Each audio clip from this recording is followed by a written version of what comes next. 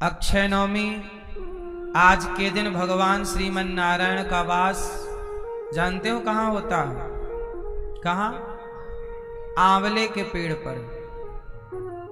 आज आंवले के वृक्ष की पूजा होती है। क्यों होती है? क्योंकि आज के दिन भगवान श्रीमन नारायण बैकुंठ से इस धरती पर आंवले के वृक्ष में आज निवास करते हैं। इसलिए आज के त्योहार को अक्षय नवमी कहा जाता है। आंवले का पत्ता कितना बड़ा होता है? जरा सा। कहते हैं जो आंवले की पूजा करता है और आंवले के पेड़ पर भगवान श्रीमन नारायण की उपासना करता है, आज के दिन जो भी पुण्य करता है वह पुण्य अक्षय हो जाता है।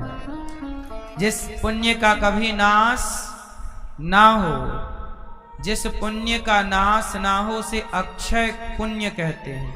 तो वो आज अक्षय नवमी है। इसलिए आज जीवन में कोई ना कोई अच्छा काम पुण्य जरूर कीजिए।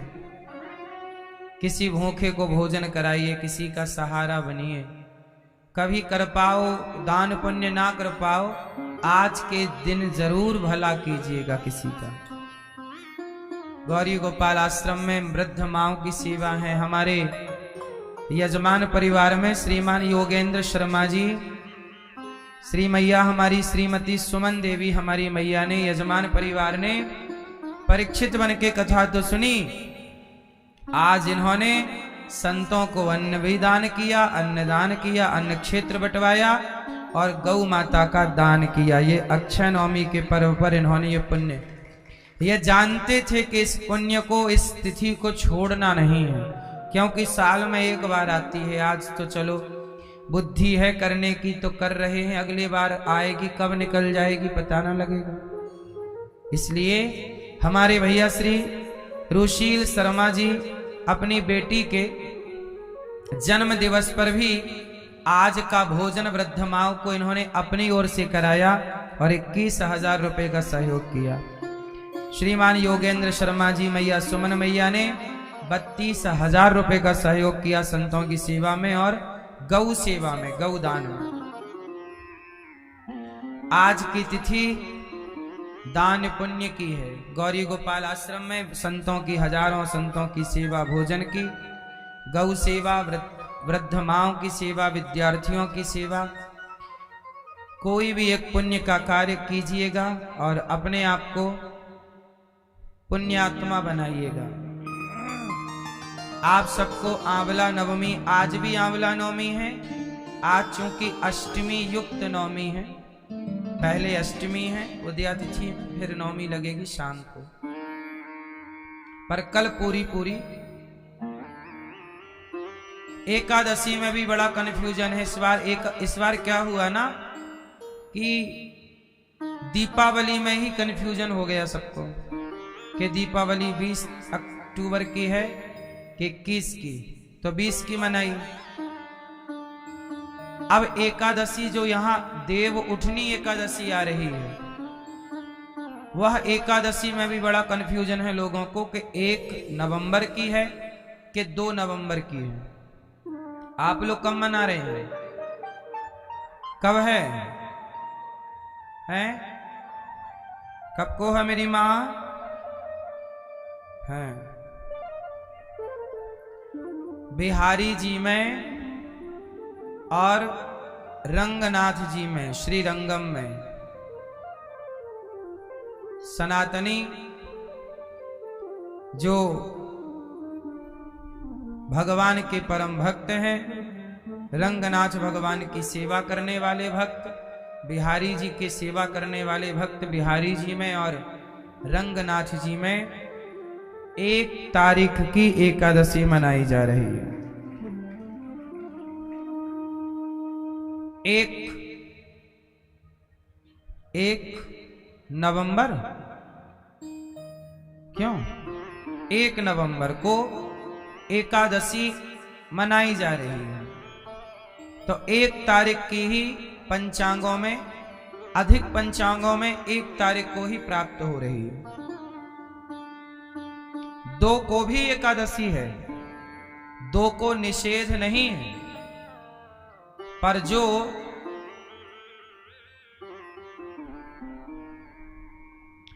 चौवन घटी की एकादशी है वह एकादशी 1 तारीख को है, जिसका विचार किया जाता है कि किस घटी की एकादशी मनाएं। ये विद्वानों का विषय होता, फिर वो निष्कर्ष निकालते हैं। तो सबके अपने अपने मत हैं। हमारे सनातन में सबको अपना अपना मत रखने का अधिकार है। सब अपने अपने एक ही ईश्वर को मानते हैं, पर सब अपने अपने भाव से मानते हैं। तो इसलिए हमारे यहां तिथियां 2 पड़ जाती हैं कई बार। कैसे? एक तिथि की हानि हो जाती है। ये तिथियां जो घटती बढ़ती रहती है ना, इन्हीं तिथियों को घटा बढ़ा के 3 साल में एक अधिक मास हो जाता है, और उसी को कहते हैं पुरुषोत्तम मास। जैसे इंग्लिश में भी आपने देखा ना होगा, फरवरी 28 की होती है और जनवरी है ना 31 की होती है। जनवरी 31 की और फरवरी 28 की। कोई महीना 30 का है इंग्लिश में, कोई 31 का है, कोई 29 का है, कोई 28 का है। बोलो हाँ। लेकिन सनातन में 30 दिन का ही एक माह माना जाता है। इसलिए पूर्णिमा से गिनो या अमावस्या से गिनो तो तिथियां 15 ही होती हैं। प्रतिपदा 1, प्रतिपदा द्वितीया, तृतीया, चतुर्थी, पंचमी, षष्ठी, सप्तमी, अष्टमी, नवमी, दसवीं, एकादशी, द्वादशी, त्रयोदशी, चतुर्दशी, और चतुर्दशी के बाद या अमावस्या या तो पूर्णिमा। हो गए 15 जोड़ा तो अमावस्या, फिर 15 जोड़ा तो पूर्णिमा, टोटल हो गए 30। इसमें जो घटा बढ़ी होती है उसे निकालकर तीसरे साल को 1 माह बढ़ा दिया जाता है। ये गणित है। इसी को बोलेंगे पुरुषोत्तम माह। जैसे अभी इस साल, अब अगले साल ये जो अगला जेठ आएगा ना, जेठ आषाढ़ में पुरुषोत्तम माह आने वाला, सुनना देखा कि नहीं? जे आषाढ़ में नहीं, शायद ज्येष्ठ में है, कंफर्म अभी नहीं है मुझे, लगभग। पर इस बार बढ़ने वाला है माह, हर तीसरे साल। हाँ या ना? तो आप एकादशी को लेके कंफ्यूज ना हो। और मेरा एक मत मैं बताऊं, एकादशी 1 तारीख को भी है और 2 को भी है। इसलिए मैंने तो सोचा है कि मैं दोनों दिन की ही व्रत कर लूंगा। 1 तारीख का भी व्रत कर लो और 2 का भी। कोई पैसा तो लगना नहीं है, बचत और होगी। बोलो हाँ। खर्चा नहीं है रत्ती भरी।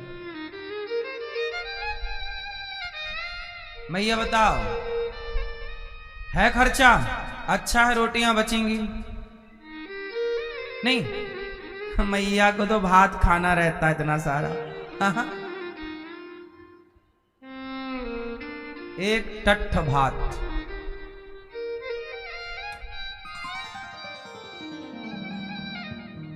सच्चाई है ये कि हम सबको 1 तारीख को ही देवउठनी एकादशी मनानी चाहिए, परंतु यदि आपको सध सके तो 1 तारीख को और 2 तारीख को दोनों का मना लो। लेकिन मुख्य 99% जो है, 99 नंबर, वो 1 तारीख को दिए जा रहे हैं विद्वानों के द्वारा।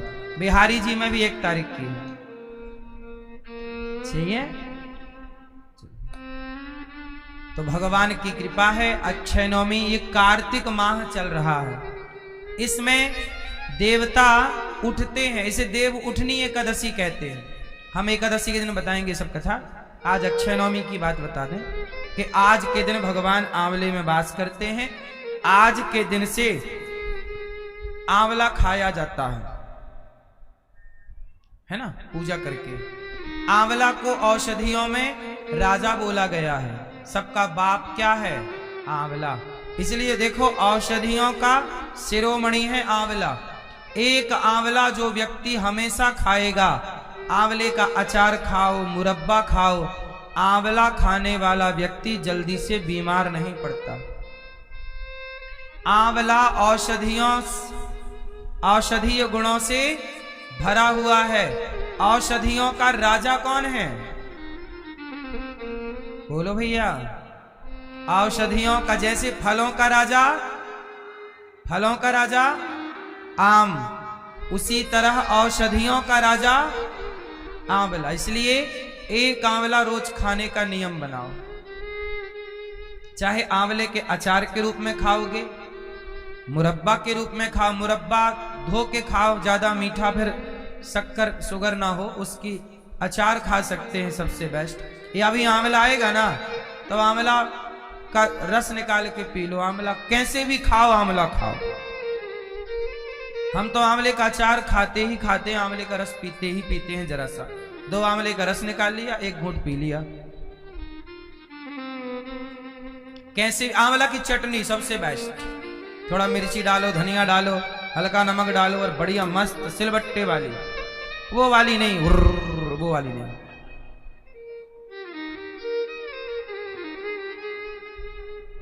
सबसे बेस्ट। सही ना मेरी माँ? चटनी मस्त। आप में से किस किस को चटनी अच्छी लगती है? टमाटर की चटनी है, अमरूद की चटनी है, खाते हो सबके? नहीं, भूल गए।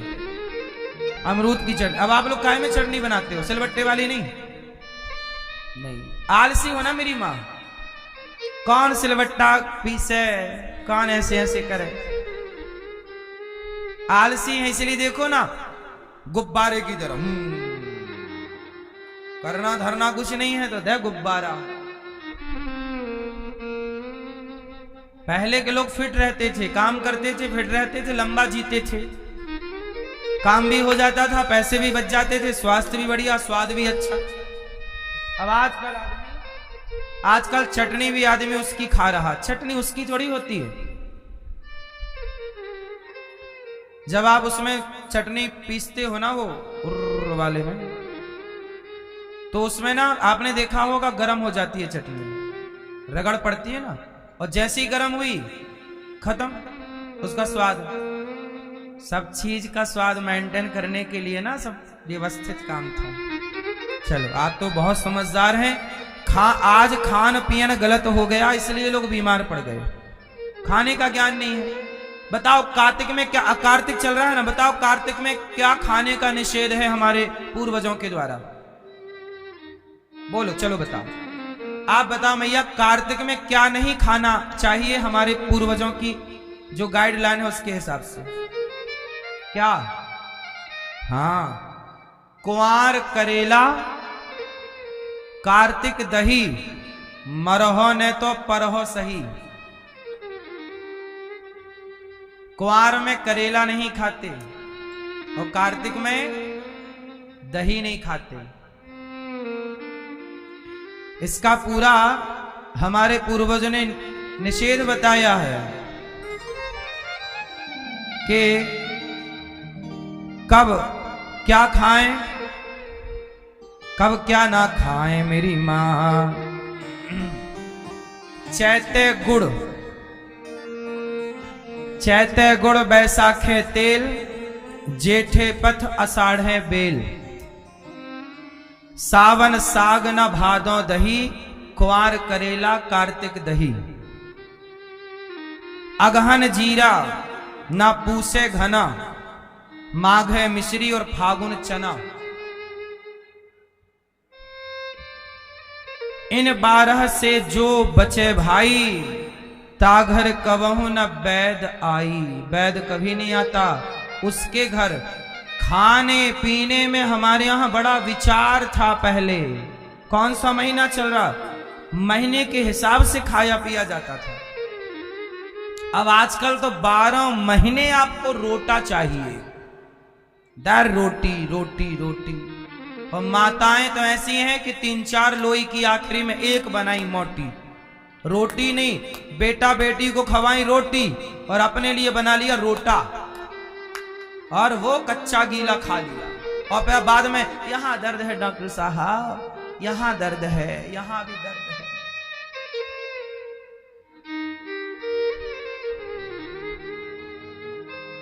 आप इतने आलसी हो गए हैं, और आलसी ही नहीं इतने अज्ञानी हो गए हैं कि आपको खाने पीने का विचार भी समाप्त हो गया है। जो अब जैसे चल रहा है ये सीजन, अब यहां से ठंड की शुरुआत है, यहां दही खाओगे ना तो 4 महीने खांसोगे मस्त, बेवजह बिगाड़ लोगे तबीयत। इस माह में दही मही का निषेध है। चलो आप लोग सब चीजें जाना करो, खाने पीने का भी विचार है, ठीक है। आओ भगवान की पावन कथा में हमारे भैया सुंदर सा आयोजन श्री योगेंद्र शर्मा जी, मैया सुमन जी, रुशील शर्मा जी, सोनाली शर्मा जी, केशवी शर्मा जी, आप अपने पूर्वजों की स्मृति में यह आयोजन करा रहे हैं। भगवान आपके पूर्वजों को तो तारेंगे ही, आपके द्वारा ना जाने कितने लोग कथा सुन के भगवान के प्रेमी हो जाएंगे, भव सागर से मुक्त होंगे। कथा की गंगा में कल हम लोगों ने क्या सुना? भगवान ने एक उंगली से पहाड़ उठाया, बोलिए गिरिराज धरण भगवान की जय। गिरिराज जी को स्थापित किया है ना। भगवान श्री कृष्ण ने गोवर्धन क्यों उठाया? आप बताओ मेरी माँ, मैया बता, पीली मैया, भगवान ने गोवर्धन क्यों उठाया? ये पीली मैया बोलो मेरी माँ।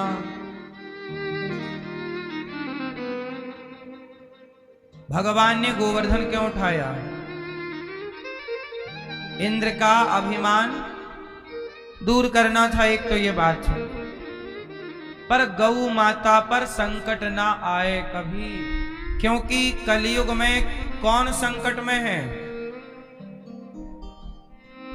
कलयुग में कौन संकट में है? गाय। गाय कट रही है,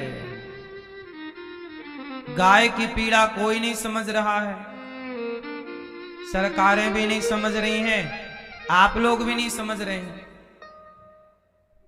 आज गाय की दुर्दशा है मेरी मां, ना खाने को से भूसा मिल रहा है, ना घर घर से जो रोटियां निकलती थी गाय की वो मिल रही हैं।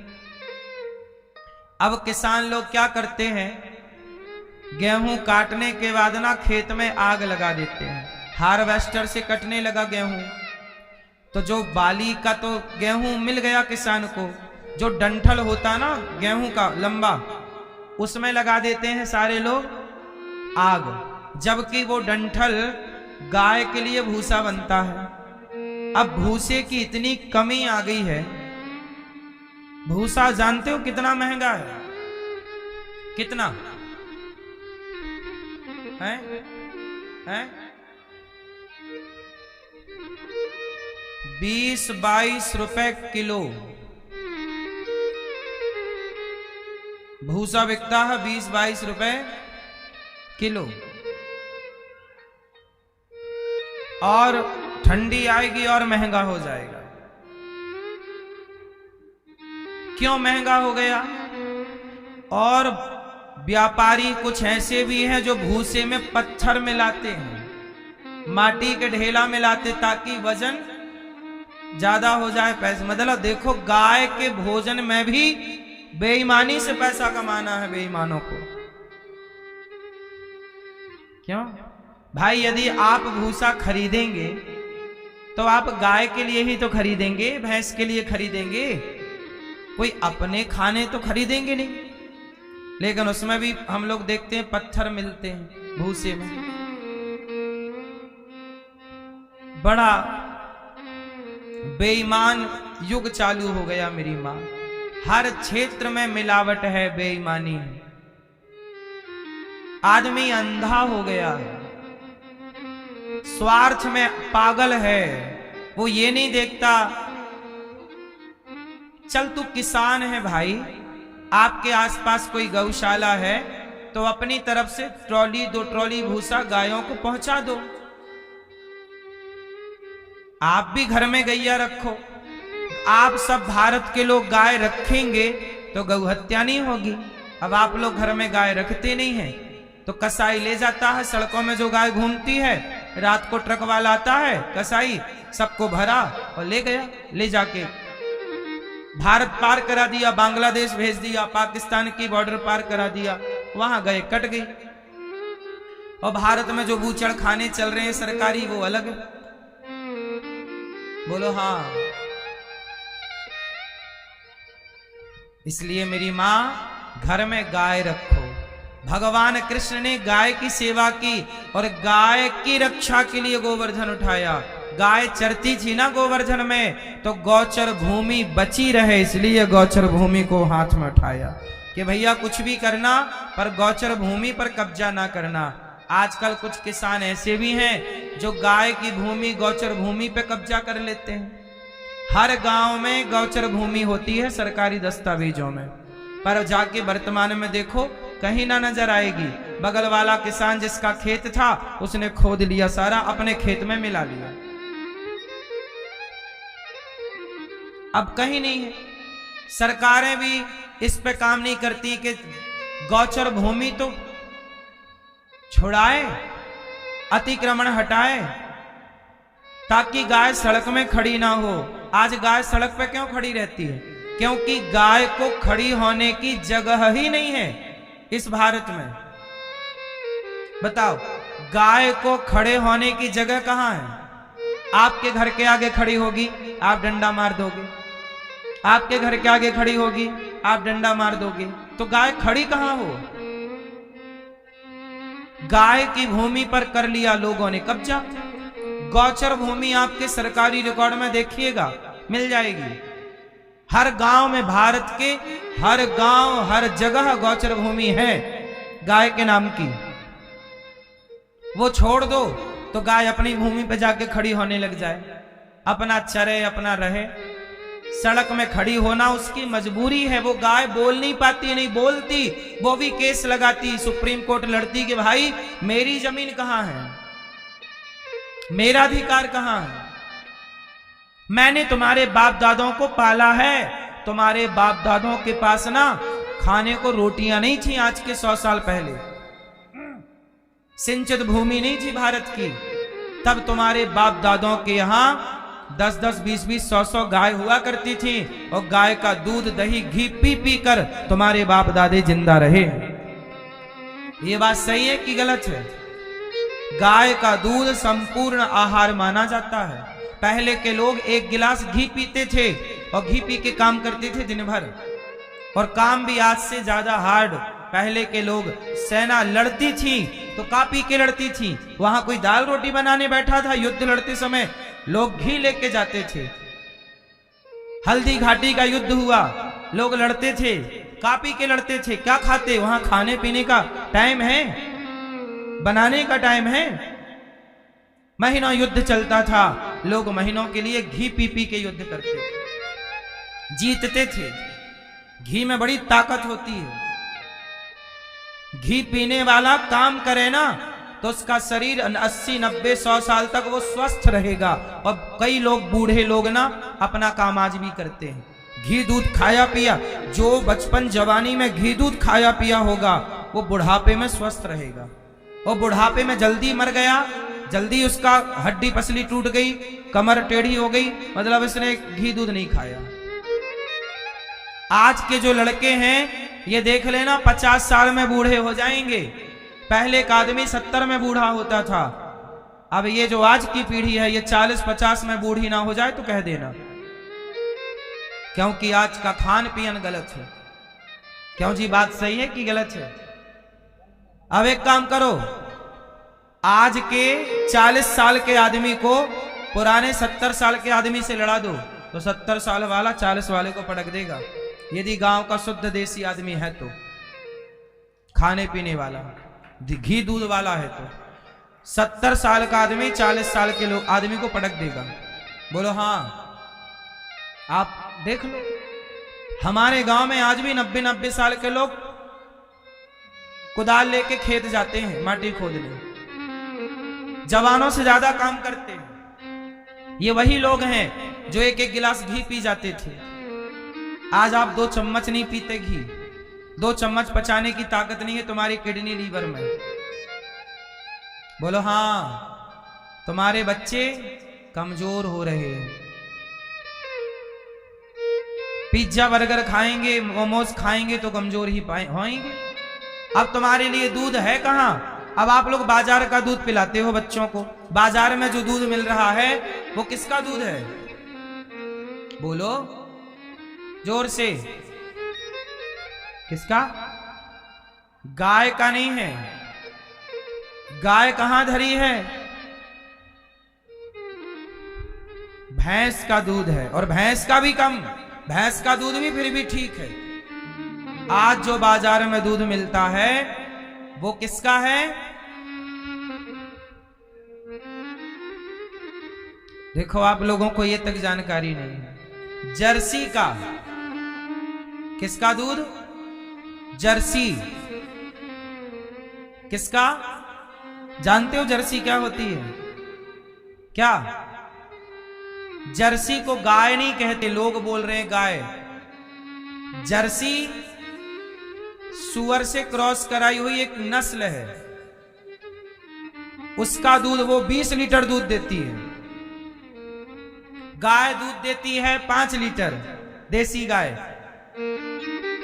और अच्छा खाएगी पिएगी तो 10 लीटर भी दूध दे देगी। देसी गाय अच्छी नस्ल की आपके पास है।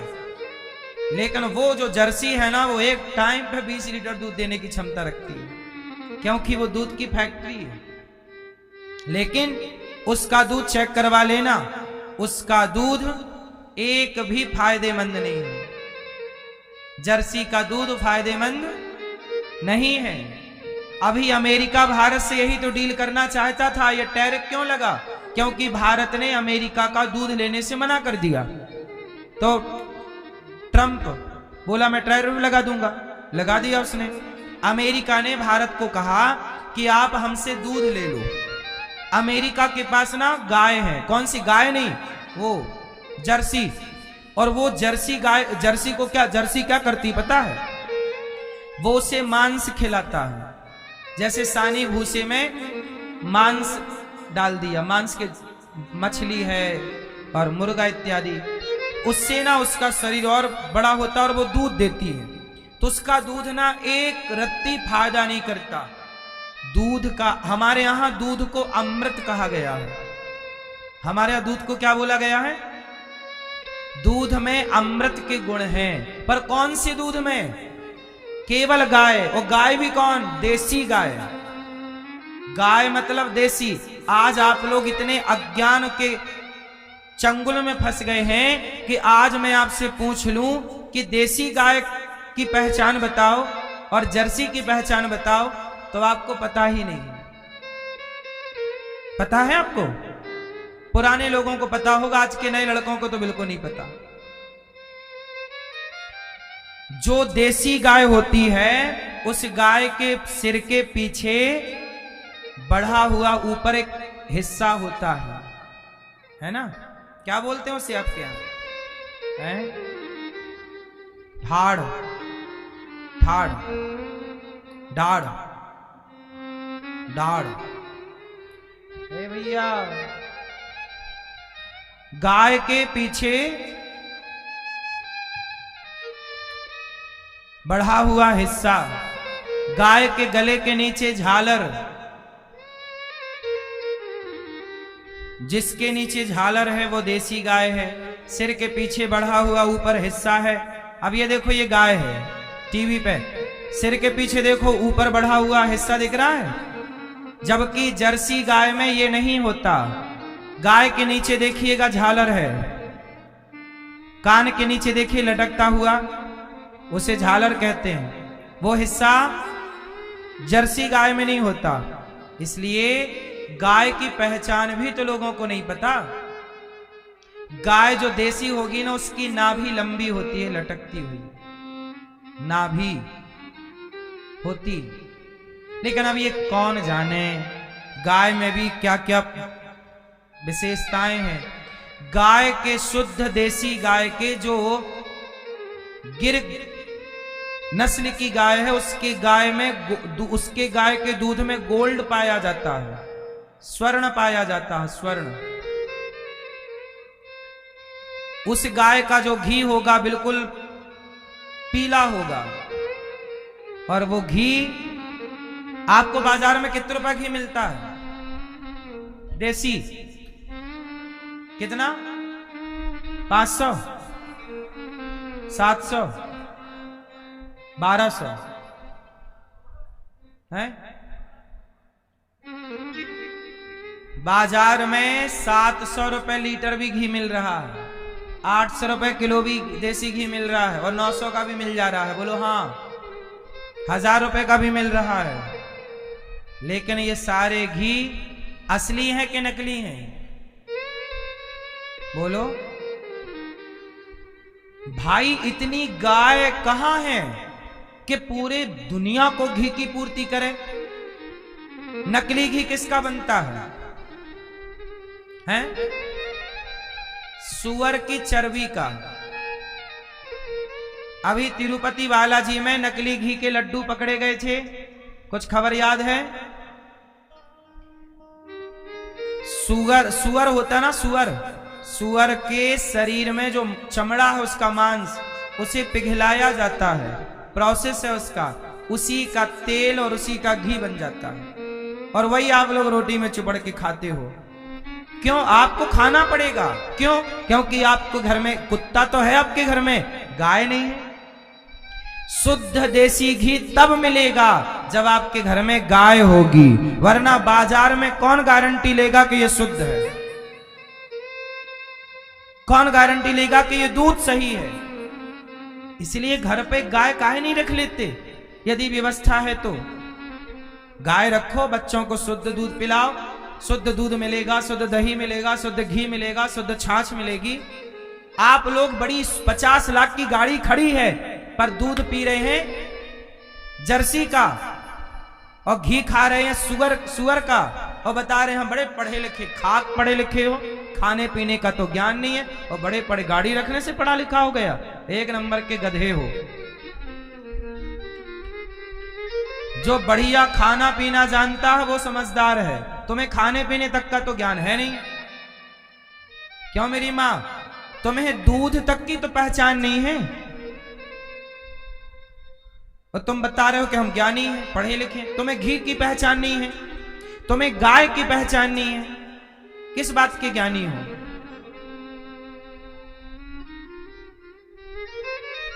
क्यों जी? सही है? घर में गाय होनी चाहिए कि नहीं? चलो गाय हो, बकरी हो, भैंस हो।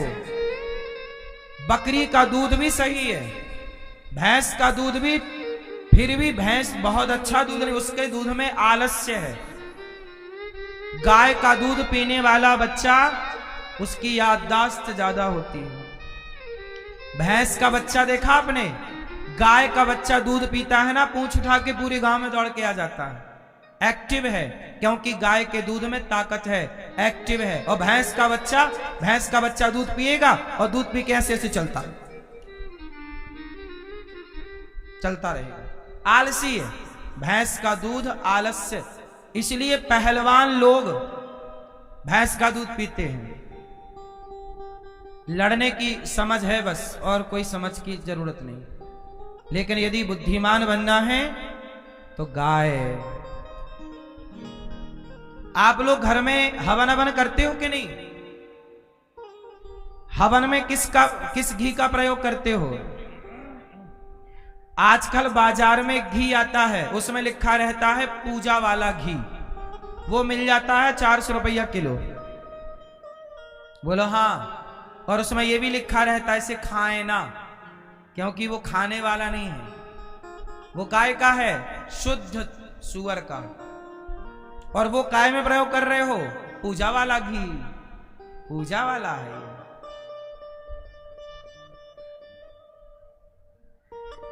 हवन में शुद्ध देसी गाय का घी लगता है। यदि ना हो घी तो हवन ही मत करना,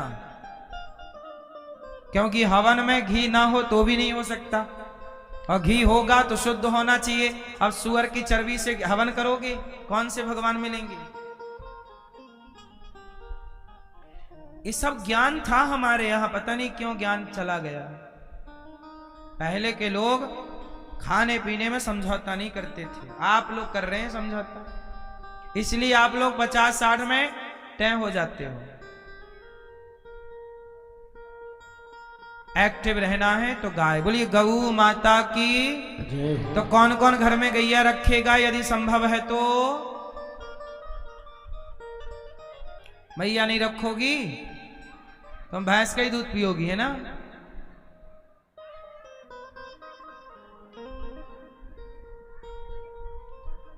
किस किस के घर में गाय है?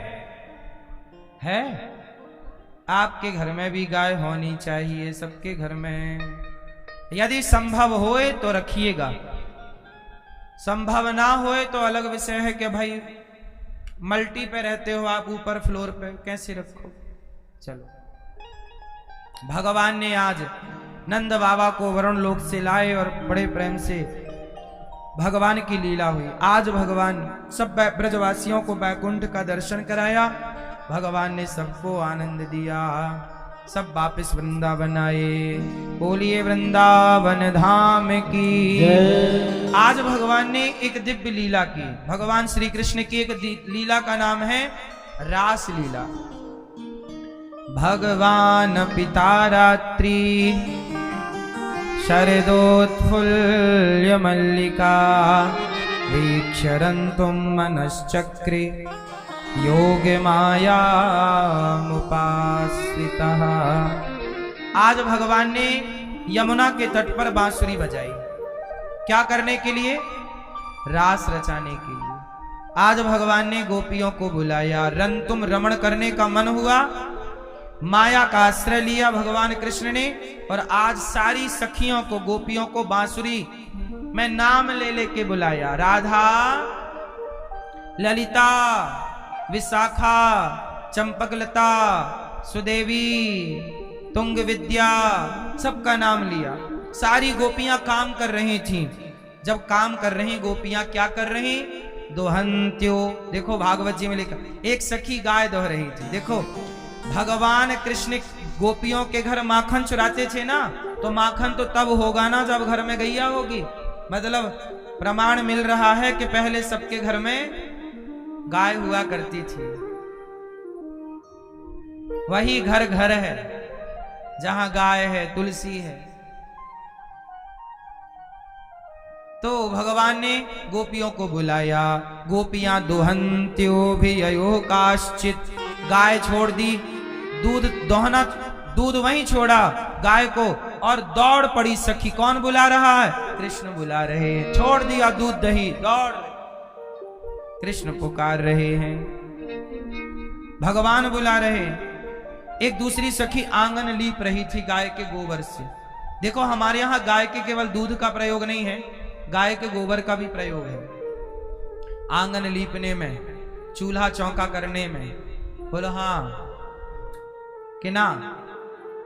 गाय के गौमूत्र में भी गंगा का वास है। कैंसर जैसी बीमारियां दूर करने में आज बड़ी बड़ी कंपनियां, दवाई की कंपनियां गौमूत्र बेच रही हैं। बड़े बड़े मेडिकल गौमूत्र बेच रहे हैं। मेडिकलों में मिल जाएगा गौमूत्र। बोलो हाँ, मतलब कुछ दम तो है गौमूत्र में, तभी तो मेडिकलों में बिक रहा है, वरना कुत्ते का काहे नहीं बिक रहा है।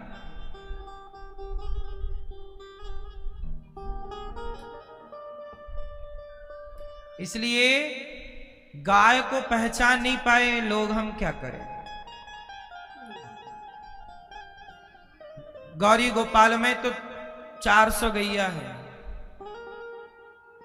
हमें तो गाय की सेवा करना अच्छा लगता है, गाय के साथ रहना अच्छा लगता है, गाय की सेवा और गाय के साथ समय, आप भी थोड़ा समय गाय के साथ बिता सकते हैं। भगवान ने गोपियों का आवाहन किया। सारी गोपियां आंगन लीप रही थी, कोई गाय धो रही थी, कोई आंखों में काजल लगा रही थी, कोई सखी अपने बच्चे को दूध पिला रही थी। उसने सबने बच्चे को छोड़ा, अपने अपने काम को स्थगित किया और दौड़ पड़ी कृष्ण के लिए। कौन बुला रहा है? भगवान बुला रहे हैं। सारी गोपियां आई। भगवान ने कहा, स्वागतम वो महाभागा प्रियम किम करवाणि वा ब्रजस्य नामयं कच्चिद भूतागमन कारणम। भगवान बोले, आओ आओ देवियों आओ, बहुत स्वागत है आपका। ये बताओ यहाँ क्यों आई हो रात को? तुम्हारा पति इंतजार कर रहा होगा, तुम्हारा बच्चा इंतजार कर रहा होगा, तुम्हारी सास इंतजार कर रही होगी, तुम्हारा परिवार इंतजार कर रहा होगा। क्यों घर छोड़ के आ गई? जाओ अपने घर। गोपियां बोली, कन्हैया अभी अभी तो आपने बांसुरी बजाई और हमें बुलाया नाम ले ले करके। भगवान बोले, हम तो अपनी बांसुरी बजा रहे थे, आप क्यों आ गई? जाओ अपने अपने घर। गोपियां बोली, ऐ बांसुरी तू कितनी भाग्यशाली है, देख भगवान तुझे अपने अधरों पे रख रहे हैं, यहाँ होठों पे, और वो तेरे चरण दबा रहे हैं, उंगलियां ऐसे ऐसे कर रहे हैं। तू कितनी भाग्यशाली। काश मैं भी बांसुरी होती तो कन्हैया के अधरों से लगी होती। पर देखो ना, कन्हैया आज कह रहे हैं चली जाओ जाओ जाओ, अपने से दूर करना चाह रहे और हम इनके पास रहना चाहती हैं। बांसुरी तू बहुत अच्छी है, बहुत भाग्यवान है तू। ए सखी, एक सखी बोली, ए बांसुरी, ओ बंसी, बताना तूने कौन सा पुण्य किया है, मैं भी वही करूंगी। तो जैसे तू भगवान के अधरों से लगी है, मैं भी प्रभु के अधरों से लगूंगी। बता तूने कौन सा पुण्य किया है? गोपियों ने कहा, बंसी ओ बंसी, है ना? गोपियां बोली, बंसी ओ बंसी, इतना बता तूने कौन सा पुण्य